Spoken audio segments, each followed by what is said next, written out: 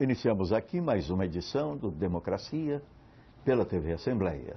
Vamos, como sempre, tratar de um tema de interesse da sociedade. Vamos abordar hoje, mais uma vez, porque necessário, obrigatório, uma questão de saúde.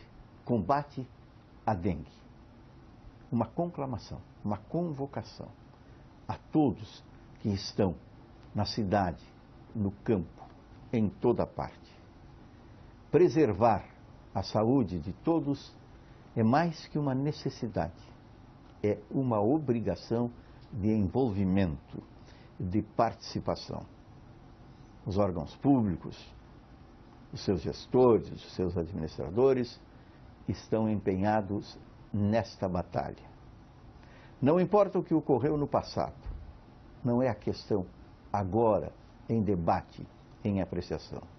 O importante é que a partir de já, todos possam estar engajados nesta luta que é pela saúde de intenso, profundo cunho social.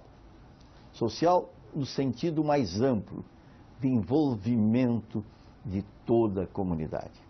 Por isso trazemos ao Democracia convidados especiais que estarão mantendo esta conversação com os nossos telespectadores, levando informação, experiência, conhecimento e também participando nesta chamada à luta para exterminar, não apenas minimizar, mas exterminar este inimigo quase invisível, diminuto, mas capaz de provocar tantos danos e algumas, sim, tragédias pessoais.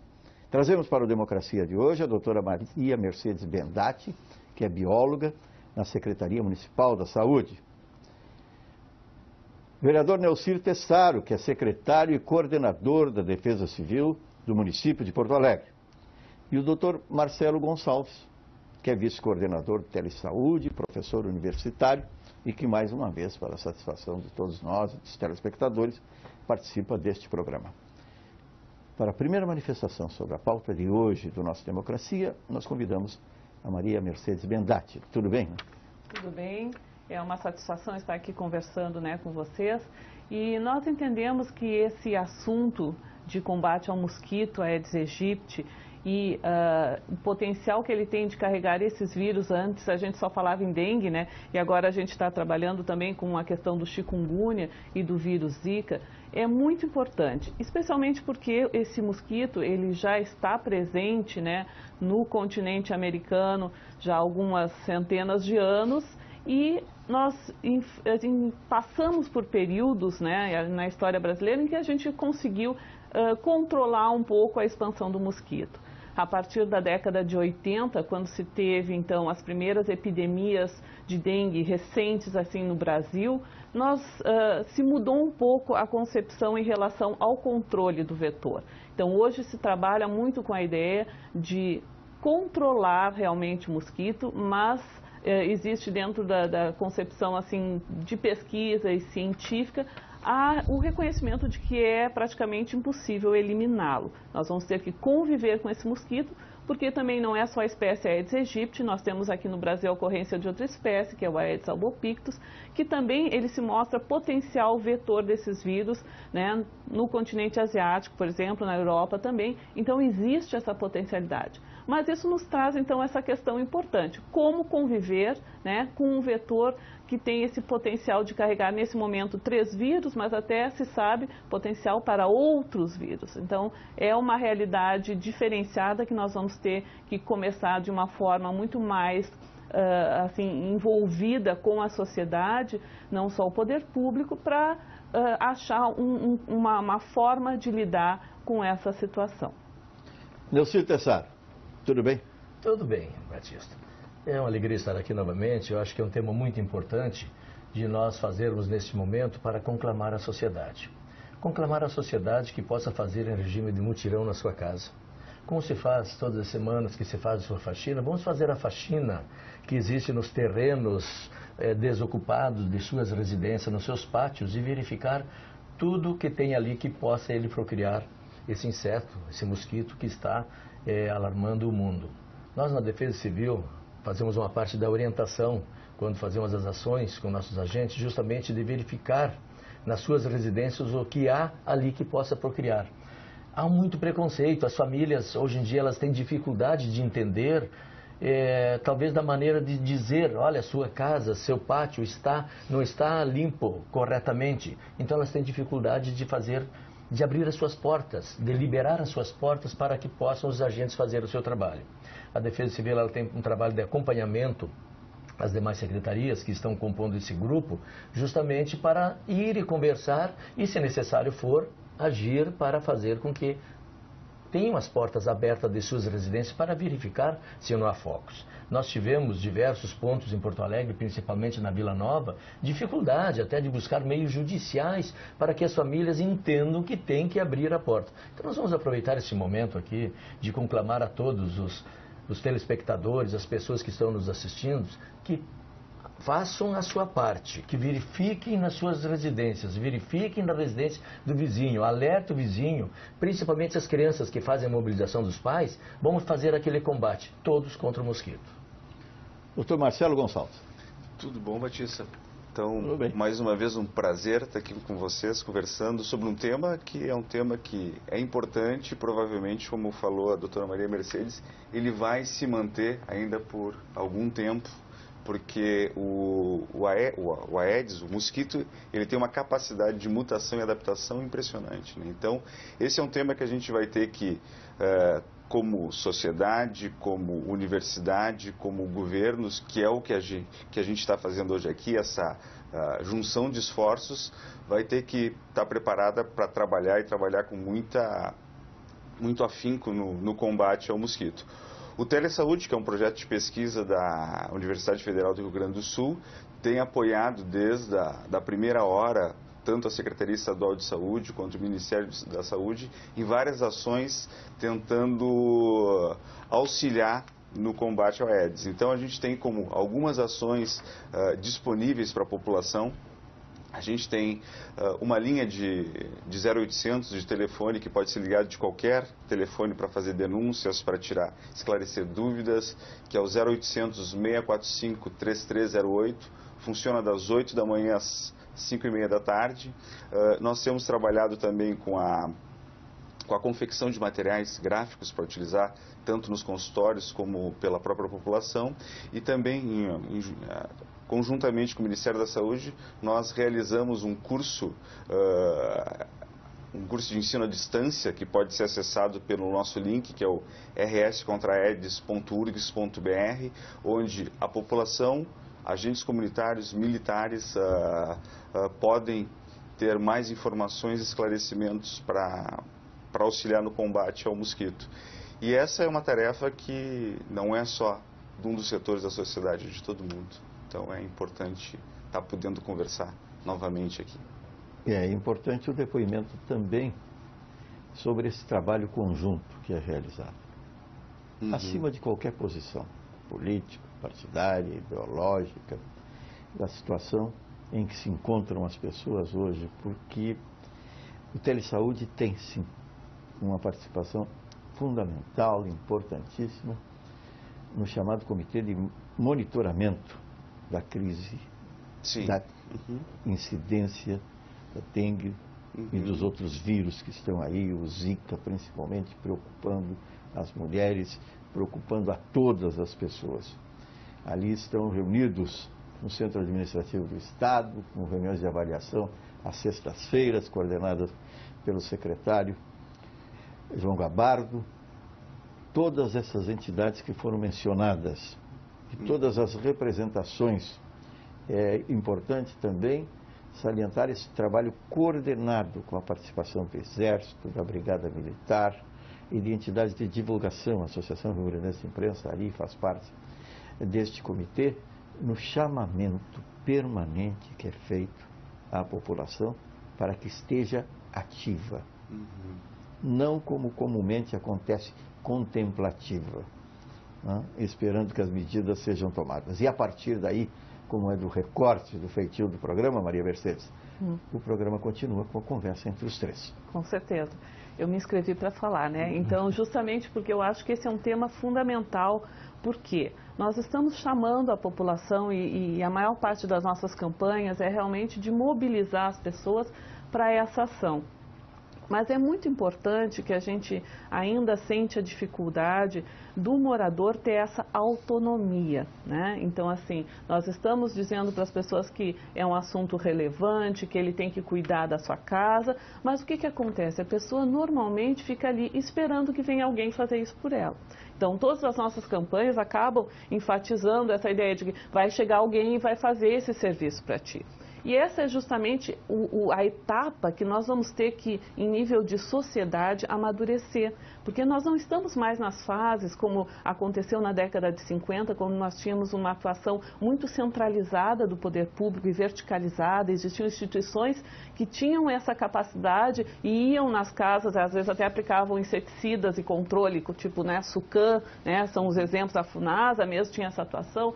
Mas hoje, né, nós temos outro modelo de atuação e isso ainda fica, de certa forma, muito presente tanto nas políticas públicas quanto nas campanhas.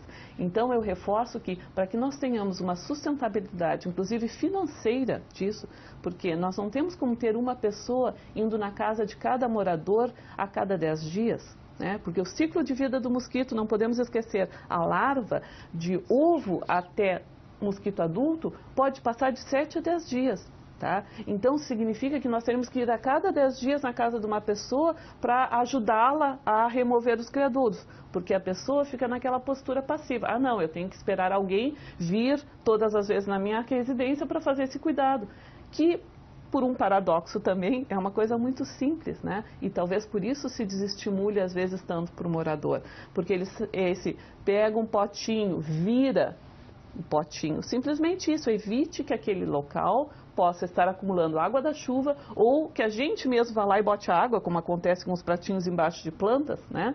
Então, quando a gente conseguir que as pessoas possam ter essa compreensão da simplicidade das ações, da necessidade que elas sejam periódicas, numa frequência, como a gente diz, uma vez por semana, 10 minutos no seu pátio contra a dengue, né? Isso, se a pessoa entender que isso é responsabilidade dela, não do poder público, nós talvez consigamos ter uma redução na quantidade de mosquitos. Nós não podemos esquecer que essa é uma espécie, o mosquito Aedes aegypti, que está altamente adaptada para um ambiente urbano, né? Como a gente diz, cidade não é feita só para seres humanos. Tem baratas, ratos, morcegos, pombas e mosquitos que também vivem aqui, porque nós fornecemos ambiente, locais onde possa se reproduzir e alimento. Nós, pessoas, né, no caso dos mosquitos, estamos aí, né, e a fêmea vai precisar do sangue para fazer uma maturação dos seus ovos e colocar a sua postura. Então, essa mudança de comportamento da sociedade como um todo é que vai nos dar sustentabilidade para o controle do vetor. Porque quando nós temos uma situação de epidemia de dengue, como outras regiões do Brasil têm enfrentado já há 30 anos, né? Agora nós estamos praticamente 30 anos de casos de dengue no país, na época recente, as epidemias elas drenam todos os recursos da saúde para qual área? Para assistência. Né? Então aí a gente não vai ter pessoas podendo orientar o morador. As pessoas vão querer atendimento, vão querer assistência, vão ter que ter hidratação, atendimento médico. Então a preocupação que a gente tem que trazer em um momento de divulgação de informação é disso. Pessoas, né, a população seja autônoma, responsável e faça a sua parte. Porque o poder público vai ter que fazer outras coisas, né? Depois eu continuo. Só pegando um gancho no que a Maria Mercedes está falando em relação à autonomia, a gente também pensa muito quando está propondo ali as alternativas dentro do telesaúde nesse aspecto, que a população tem uma autonomia importante. Então, uma das ferramentas que a gente desenvolveu nesse período, e é importante destacar assim, o papel que a nossa equipe teve quando foi chamado pela Secretaria Estadual de Saúde, pelo Ministério da Saúde, a rapidez, a resposta rápida que a gente teve, que foi basicamente um período de 3 semanas para desenvolver várias soluções. E uma delas que a gente fez foi um aplicativo que pode ser baixado tanto na loja da Apple Store quanto da Android, que é além das questões de orientações sobre ciclo de vida do mosquito, as questões de manifestações clínicas, tem fazer a denúncia dos locais, podendo fotografar o local e enviar para o centro, ser depois distribuído para as coordenadorias. Tem um mecanismo que é fazer o check-up semanal da residência, né? O checklist da residência, né? Então, como é que ele funciona? Tu programa ele de acordo com a tua casa. Se a tua casa não tem laje, então tu não vai marcar no checklist a laje, mas tem um pneu no fundo da casa que tem que ser revisto, o lixo da rua, tu marca e ele semanalmente ele te dá um bip, um alerta dizendo para fazer aquela revisão que dura em torno de 10 minutos.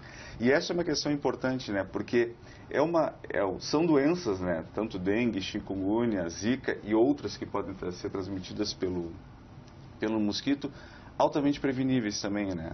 Dentro do aspecto esse do cuidado peridomiciliar, que o que a gente sabe é que 80% do Aedes ele circula nessa região próximo ao domicílio. Então, o morador conseguindo ter esse controle do seu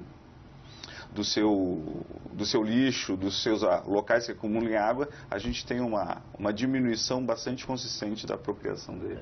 Até porque, né, nessa mesma linha, os moradores não devem entender, quando comunicarem ao município ou ligar para 156, que é uma denúncia. Não se pode agir como denúncia. É como informação que existe um foco naquela região. Tem um vizinho que muitas vezes está com a casa 15, 20 dias fechada, ele vai ligar, não é denunciar o vizinho porque deixou aquilo, é comunicar ao órgão público justamente para fazer uma ação, para verificar no local, porque o particular não tem poderes para ingressar numa residência, mas o município pode agir. Ele pode agir, mas também é importante a comunidade, toda essa mobilização de divulgação para as suas comunidades, para as suas líderes comunitários, e eles informar, não é denunciar aqui tem um foco tal, não. Ele está informando o município que existe um foco, porque muitas das vezes, e nós trabalhamos muitos em áreas de risco. Em Porto Alegre, ele é um cinturão, nós sabemos que Porto Alegre tem a parte central e toda o entorno de Porto Alegre nós temos as residências irregulares, a falta de esgoto, nós temos os arroios, que é o arroio justamente, o principal é o arroio Feijó, onde ali existe, na Vila dos Coqueiros, muita água empoçada e muitas pessoas, as famílias que residem muito próximas aos arroios. Então, esses são os focos principais. Eu acho que justamente não é denúncia, nós dizemos que não vamos denunciar o vizinho, vamos informar que existe na casa do vizinho ou próximo ao vizinho, ou um esgoto que é justamente a responsabilidade do município, informar que existe naquele local um foco que pode ali procriar o mosquito. E nós temos que evitar. Eu acho que a campanha é de prevenção. Justamente nós não vamos terminar nunca esse mosquito, mas nós podemos controlar a procriação dele, é justamente esse controle que nós temos que fazer com que toda a sociedade entenda, que todos os órgãos municipais, esses comitês que estão se reunindo, é muito importante justamente porque eles estão nesta ação, mas precisa da informação também e da colaboração de todos. Com certeza. A parte que eu ia comentar é porque quando a gente trata dessa questão da dengue, chikungunya e zika, nós estamos falando de doenças, então, que tem um componente, como a gente viu, comportamental da espécie humana, né, nos seus ambientes, mas também nós temos, nesse aspecto maior de macrofatores, como a gente diz, relacionados aos ambientes urbanos, né? Então, assim, no país, existem muitas cidades que cresceram sem infraestrutura, então a parte de saneamento, por exemplo, abastecimento de água, quando ele é inadequado, as pessoas tendem a ter recipientes para armazenar água, isso pode ser um criadouro. Quando nós temos um recolhimento de resíduos sólidos inadequado, também aquilo se torna um foco. Quando não há a macrodrenagem adequada, nós temos arroios que acabam acumulando também depósitos ou se tornando locais impróprios. Então, existem fatores, às vezes, estruturais e que isso reporta, assim, a políticas públicas que, às vezes, não são de imediato tratadas. Em especial, eu gostaria de comentar que aqui em Porto Alegre nós temos, como o secretário comentou, a questão do sistema 156, que é a porta de entrada de demandas para a cidade, é um sistema né, telefone e através da internet também, que recebe essas demandas. E hoje o Sistema 156 recebe essas informações 24 horas por dia, 7 dias por semana. Então, é uma forma de o munícipe informar, trazer ou buscar a sua orientação específica. Mas, por outro lado, isso gera uma demanda enorme, né, para o município, que é a situação que nós estamos vivendo hoje. Muitas coisas, né, muita notícia, muita informação, as pessoas ficam preocupadas e aí elas dizem assim, ligam para o 156 e perguntam, achei um mosquito Aedes aegypti aqui. Aí o que nós vamos dizer? O que nós vamos dizer? Sim, nós sabemos que existe um mosquito Aedes aegypti em Porto Alegre desde 2001. Ele hoje está sendo monitorado, ele está presente em toda a cidade. Mas o que as pessoas querem saber? Se esse mosquito ele está infectado com o vírus. E aí nós vamos explicar que nas populações naturais não é todo mosquito que é infectado pelo vírus, né? Então, assim, existe uma parcela de mosquitos que sim fica infectado pelo vírus. Como? Quando chega uma pessoa doente que viajou e contraiu o vírus, dengue, zika ou chikungunya, em outro local, normalmente outro estado brasileiro, ou às vezes até no exterior, e a pessoa é que traz o vírus, a pessoa vem doente e chega em Porto Alegre e ela precisa então ter um procedimento que a gente chama que é a notificação. Ela vai buscar o atendimento médico e o pessoal, né, da área da saúde vai ter que notificar esse caso, porque inclusive é uma obrigatoriedade, são doenças de notificação compulsória, obrigatória. O que acontece para nós, então, que somos vigilância em saúde? O mosquito, nesse caso, é um receptor e propagador. Ele é o veículo, né? Ele é a injeçãozinha que vai carregar o vírus. É o distribuidor. Né? Exatamente. Então, como a gente não tem ainda a vacina contra o vírus e nós não conseguimos impedir as nossas pessoas de viajarem aos outros lugares, nós nos concentramos na atuação do mosquito, né? Mas ela tem essa limitação que a gente está vendo. Tem fatores ambientais e estruturais das cidades, né? Tem os fatores comportamentais de nós, indivíduos que adoramos pacotes, potes, vidros e coisas, né? Da sociedade industrial e não temos esse cuidado permanente. E aí o que acontece? A população fica com informações, busca os serviços de saúde ou o serviço da vigilância para tentar entender o que está acontecendo, para requerer uma visita, para ser orientada. E nesse momento que nós estamos com uma demanda tão grande, é importante destacar qual é a ação dos serviços de saúde, da vigilância de saúde, que hoje é um serviço municipalizado, né? São ações que os municípios executam, é descentralizado, todos os municípios do estado do Rio Grande do Sul, pelo menos, têm serviços de vigilância em saúde. E o que a vigilância vai fazer? Ela vai priorizar as áreas para identificar quais os pontos em que nós estamos tendo transmissão viral. Então, para entender como é que nós trabalhamos, nós vamos ir nas áreas onde temos ou casos confirmados de pessoas que viajaram e vieram com esse vírus, ou onde nós estamos tendo transmissão autóctone. Atualmente, este ponto, então, perfeitamente identificado em Porto Alegre, é a Vila Nova. Exatamente, é onde nós temos o maior número de casos, mas nós também temos outros casos que estamos monitorando. Porque qual é a dinâmica? Se eu tenho, numa semana, 5 casos confirmados, 3 em cada bairro, sei lá, 1 em cada bairro e tantos na Vila Nova, eu vou fazer as ações de controle ambiental. Tem a aplicação de inseticida para matar o mosquito adulto, ações de visita domiciliar para remover os criadouros no entorno daquele local, porque isso é muito importante. Se eu mato os mosquitos adultos, mas deixo potinhos com água, vai estar nascendo novos mosquitos. Tá? Então, tem que fazer as ações ao mesmo tempo. E tem que fazer uma terceira ação, que é buscar casos. Ir nas casas e ir perguntando, alguém mais teve o sintoma dessa doença? Lá na Vila Nova foi assim que a gente recuperou casos anteriores que não tinham sido notificados. Então, com essa ação, nós vamos conseguir acompanhar se na semana seguinte surgiram novos casos ou se nós estamos conseguindo controlar a ação. Tá? Como em tudo, né? A notificação é ignorada na maioria das vezes, né? Não é feita na maioria das vezes. É que eu comento assim, ó, isso vai desde a violência doméstica a situações como diz comigo, não acontece. Exatamente. A notificação, com o vizinho. Qual é a importância da notificação? Ela, em termos de epidemiologia, quer dizer, o acompanhamento das situações da doença, ela é um dado, muitas vezes, considerado como retrospectivo, né? Tu vai acompanhar um caso que aconteceu. Mas para nós que fazemos um controle vetorial, que estamos ali na ponta enxergando no tempo e no espaço o que está acontecendo, eu quero saber onde aconteceu o caso, há quanto tempo, né? E olhar no mapa, nós trabalhamos completamente com mapas, né? Só assim, enxergar se está tendo casos naquela área. Essa é uma situação que evita o repercutivo. Que evita que se amplie, porque é a dissociação entre ação de notificação e ação de controle com que faz com que hoje nós tenhamos ainda no Brasil 30 anos de epidemia de dengue. E tem só uma questão também assim, da notificação, quanto importante é, não só nas doenças infecciosas, né, que é o nosso caso aqui da discussão, mas também no caso que é uma repercussão que está tendo hoje do Zika, né, que é a microcefalia.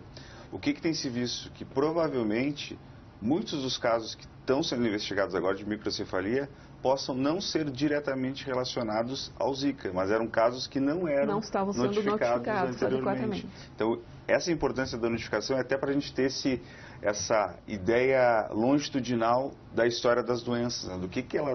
Como elas vêm se comportando ao longo dos anos. Então, é uma das coisas importantes também da notificação. E eu acho que para a população também é importante, principalmente para tentar minimizar esse resgate depois que as pessoas... Porque são doenças dengue, chikungunya, zika, elas podem ser, a maioria das vezes são autolimitadas, né? Então, para a população que tem quadro de febre, não relacionado diretamente com sintoma gripal, vale a pena ir nos serviços de saúde, né? Com certeza. Para avaliar, inclusive para ver qual é a dimensão da contaminação dentro da cidade. E eu ressalto um aspecto importante que eu acho que para nós aqui no Rio Grande do Sul é relevante, que é o fato de que nós não estamos ainda acostumados com essas situações de dengue. Então, assim, os primeiros casos autóctones de dengue no estado do Rio Grande do Sul aconteceram em 2007, principalmente na região noroeste, né, onde ainda hoje nós temos eventualmente... Onde ainda tem o maior número, né? Sim. Aquela então, região assim, de Juí. Exatamente, Santo Ângelo, né, até Algocel, alguns municípios que se mantêm tendo uma pequena transmissão ou eventualmente são surtos. Em Porto Alegre, nós tivemos casos autóctones de dengue em 2010. Tivemos 5 casos. Vamos completar sobre Porto Alegre Sim. no segundo momento do Democracia, porque nós estamos chegando ao final do primeiro bloco, tratando dessa questão tão importante, que antes de tudo é de prevenção. E prevenção começa com a atenção coletiva, uma forma de participação de todos aqueles que podem ser atingidos, sim, embora quase nunca acreditem ser exatamente o alvo.